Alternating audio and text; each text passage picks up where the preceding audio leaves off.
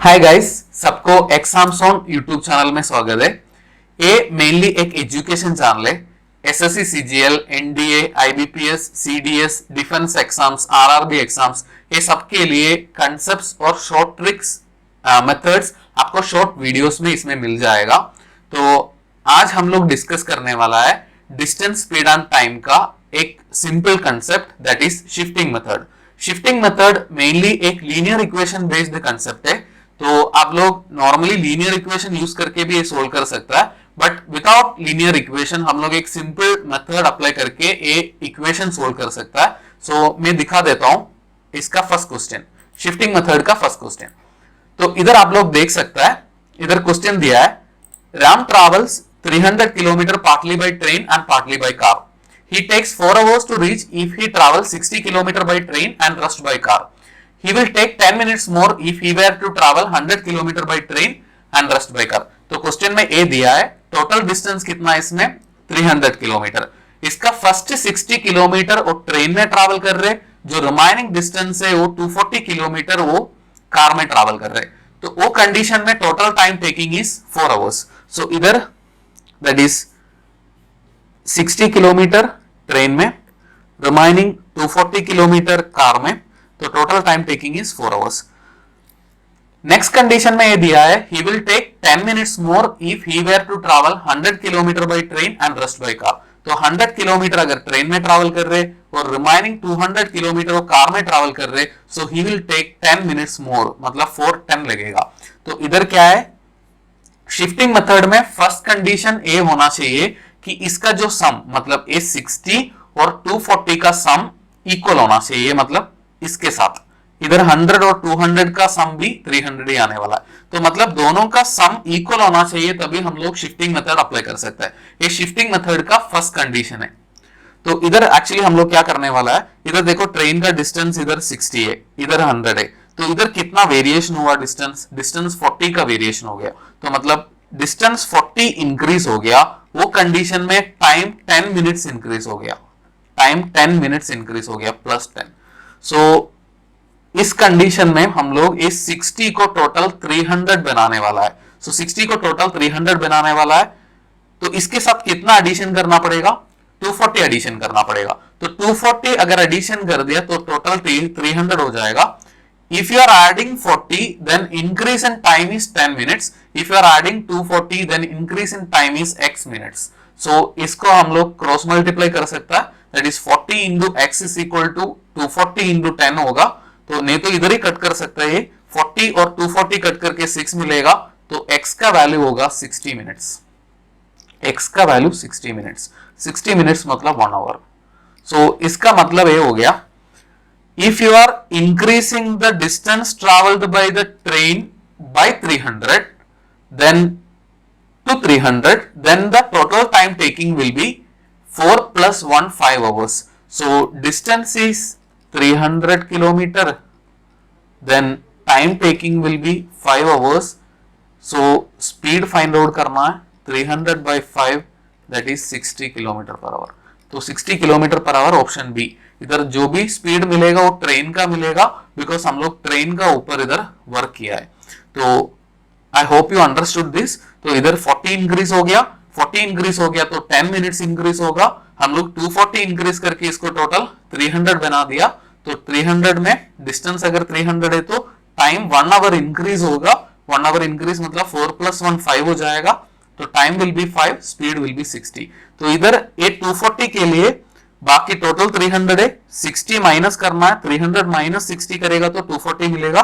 नहीं तो डायरेक्ट 60 का जो ऑपोजिट वैल्यू क्या है वो चेक करेगा तो भी मिल जाएगा। तो हमेशा माइनस करके देखने का जरूरत नहीं है, ये 60 का ऑपोजिट क्या वैल्यू दिया है वो देखेगा तो आपको आंसर मिल जाएगा। अभी नेक्स्ट क्वेश्चन शिफ्टिंग मेथड का, दैट इज ये वाला। तो इसमें a man travels 35 kilometer partly at the rate of 4 kilometer per hour and partly at the rate of 5 kilometer per hour. If he were to cover the former distance at 5 kilometer per hour and the later distance at 4 kilometer per hour, he could cover 2 kilometer more in the same time. So first condition में a 4 है, इधर speed है a 5 है, और इधर time taking will B sorry distance travelling will be 35, इधर 5 है इधर 4 है तो डिस्टेंस ट्रैवलिंग विल बी 37, मतलब 2 किलोमीटर मोर लगेगा। तो इसमें देखो इसमें और एक शॉर्टकट है वो याद रखना है, तो जस्ट एक टर्म याद रखो। सो that is the meaning of this code SDT।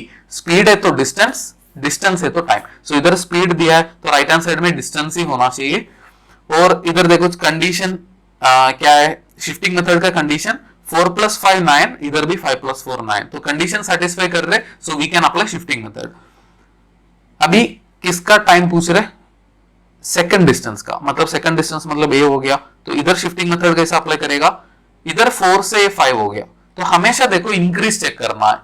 अगर इधर सोल्व करना तो हम लोग ऊपर से नीचे सोल्व करेगा, इधर सोल्व करना तो नीचे से ऊपर सोल्व करेगा, क्योंकि इंक्रीज नीचे से ऊपर हो रहा है। तो इधर कितना इंक्रीज हो रहा है, 1 इंक्रीज हो गया तो टाइम 2 डिक्रीज हो गया, -2, टाइम 2 डिक्रीज हो गया। अभी हम लोग को ये 9 कर देना है, 9 के लिए क्या करना पड़ेगा, 5 इंक्रीज करना पड़ेगा। तो 5 अगर इंक्रीज कर दिया तो x होगा इधर वैल्यू, तो 1 है तो -2, 5 है तो x, सो x का वैल्यू हो जाएगा 5 into -2 that is -10, so x का value -10। so if you are traveling the second distance at 9 km/h speed, इधर स्पीड 9 km/h हो गया, तो speed is equal to 9 and then the time taking will be, time taking find out करना है, the distance travelled will be 37 - 10 that is 27, so distance हो जाएगा 27, speed दिया है 9, तो time taking will be distance upon speed that is 3 hours, so answer will be 3 hours। so second distance का time ही पूछ रहा था, वो कितना होगा, 3 hours। नेक्स्ट क्वेश्चन ये दिया है, a man travels 450 km to his home partly by train and partly by car, he takes 8 hours 40 minutes if he travels 240 km by train and rest by car। तो train 240 km है और car में 210 km है, so he will take the time that is 8 hours 40 minutes। He takes 20 minutes more if he travels 180 km by train and rest by car। तो 180 km अगर train में travel कर रहे, सो remaining 270 km car में travel करेगा, वो condition में time taking will B 9 hours।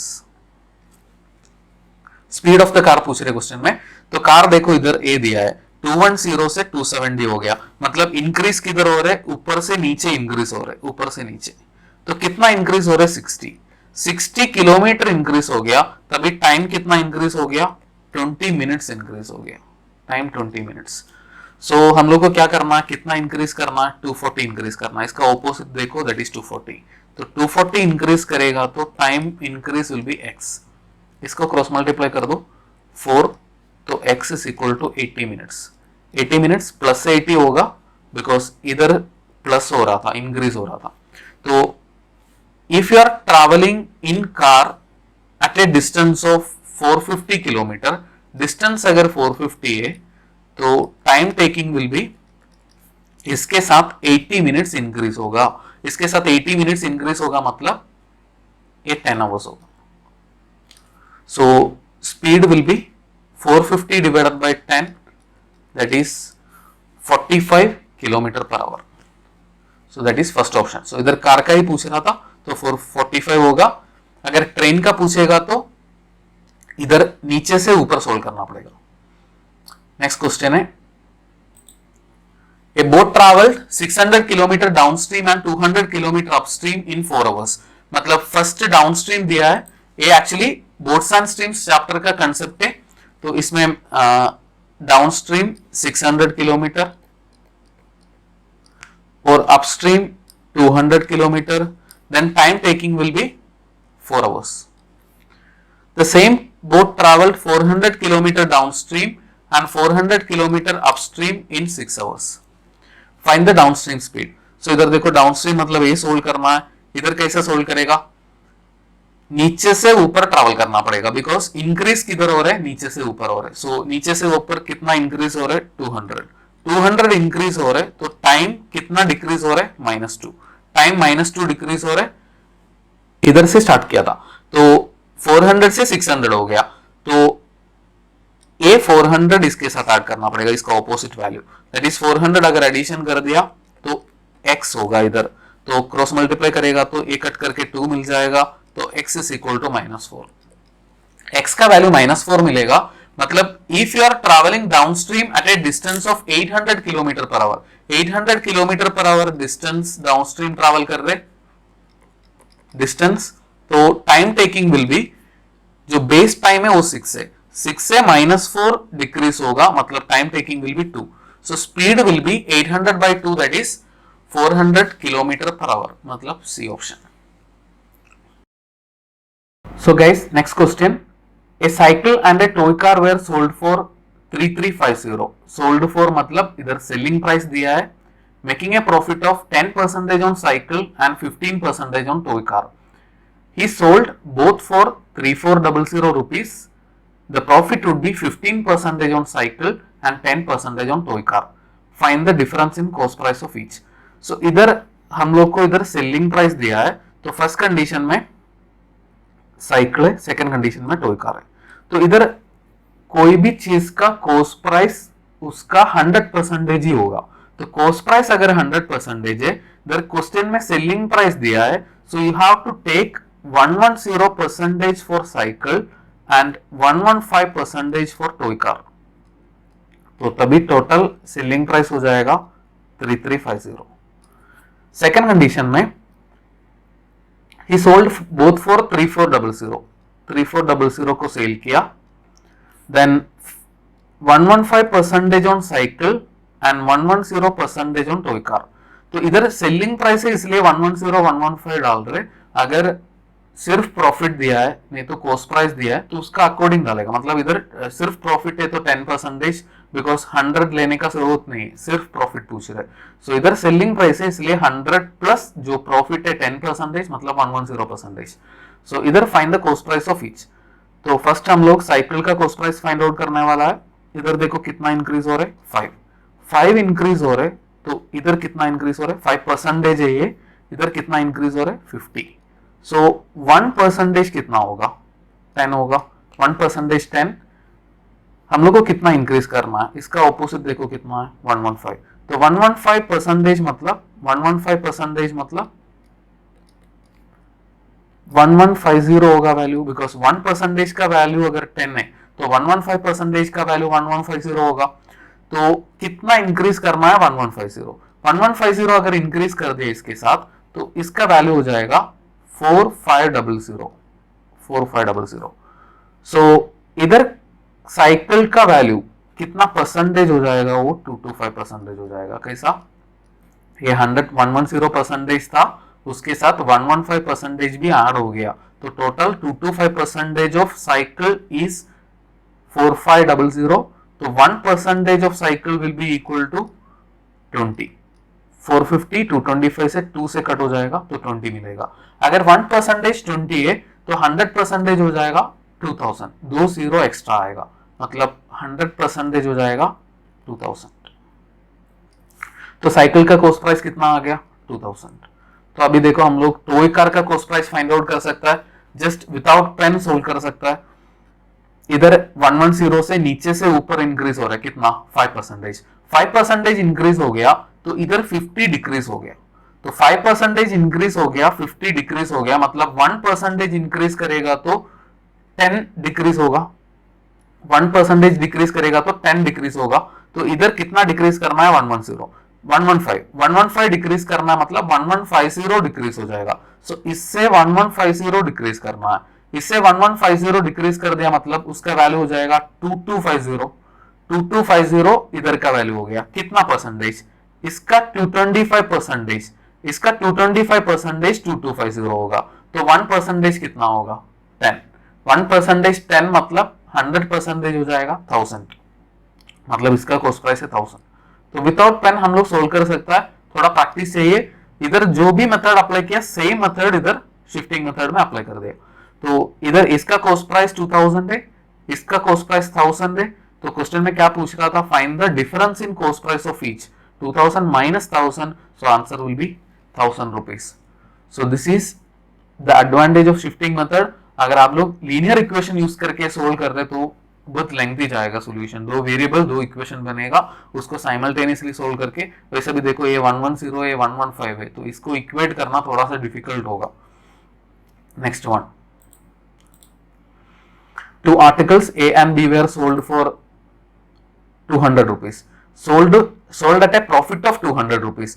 मतलब इधर 200 मतलब वो प्रॉफिट है, मतलब सेलिंग प्राइस नहीं है, प्रॉफिट दिया है। सो जस्ट हम लोग को 100 का लेने का जरूरत नहीं है।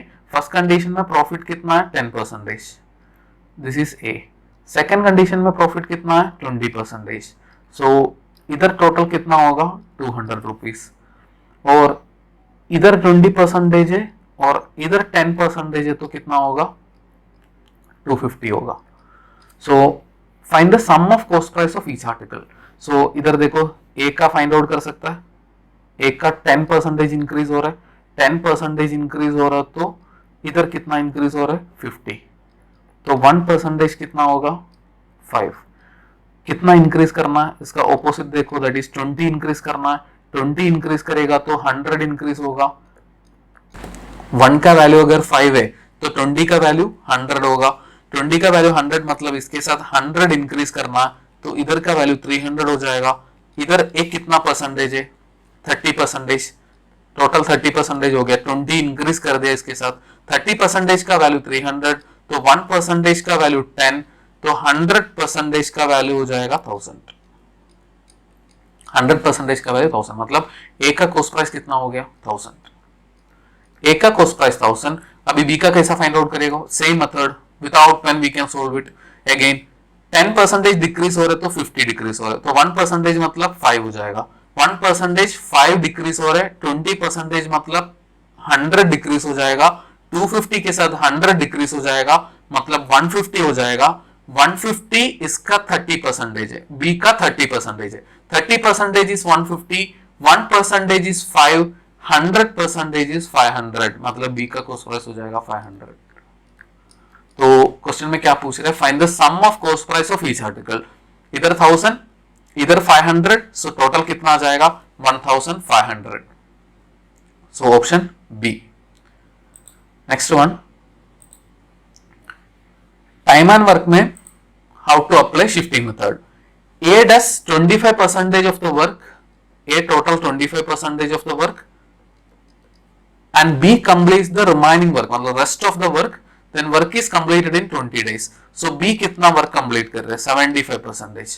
B 75% वर्क कंप्लीट कर रहे हैं, देन कितना दिन में वर्क कंप्लीट हो रहा है 20 days।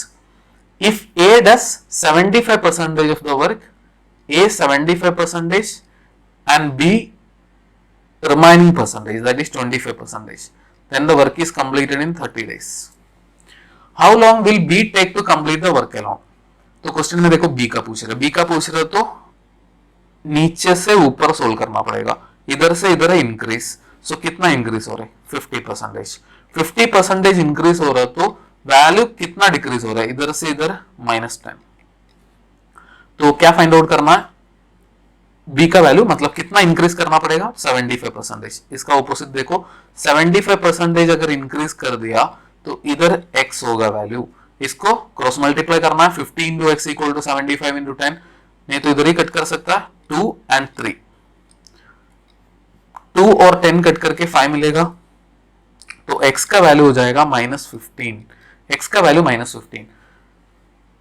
इधर -15 करना है इसके साथ, मतलब राइट हैंड साइड में 15 रहेगा और लेफ्ट हैंड साइड में b को हम लोग 100% बना दिया था, मतलब b 100% वर्क कितना दिन में कवर करेगा 15 days. So total work 100% work मतलब टोटल वर्क कितना दिन में कवर करेगा 15 डेज में। So answer will be 15 days. तो आज के लिए इतना ही कंसेप्ट है। आई होप आपको ये सब समझ में आ गया होगा। अगर आप ये समझ गया तो आप कमेंट में बताइए कैसा था लेक्चर एक्सपीरियंस। सो आगे भी और कंसेप्ट लेके आने वाला है। सो जो भी कंसेप्ट आप लोग को चाहिए उसका शॉर्ट ट्रिक्स हम लोग वीडियो बना के डालने वाला है। टेलीग्राम ग्रुप का लिंक और फेसबुक पेज का लिंक नीचे डिस्क्रिप्शन में दिया है। टेलीग्राम ग्रुप में इसका पीडीएफ जो भी आज बताया क्लास का पीडीएफ आपको मिलने वाला है, तो प्लीज सब्सक्राइब कीजिए और दोस्तों के साथ शेयर कीजिए। जो भी डाउट है आप लोग पूछ सकते हैं, कमेंट सेक्शन में पूछ सकते हैं, नहीं तो टेलीग्राम ग्रुप में पूछ सकता है। Thank you very much. Thanks for watching.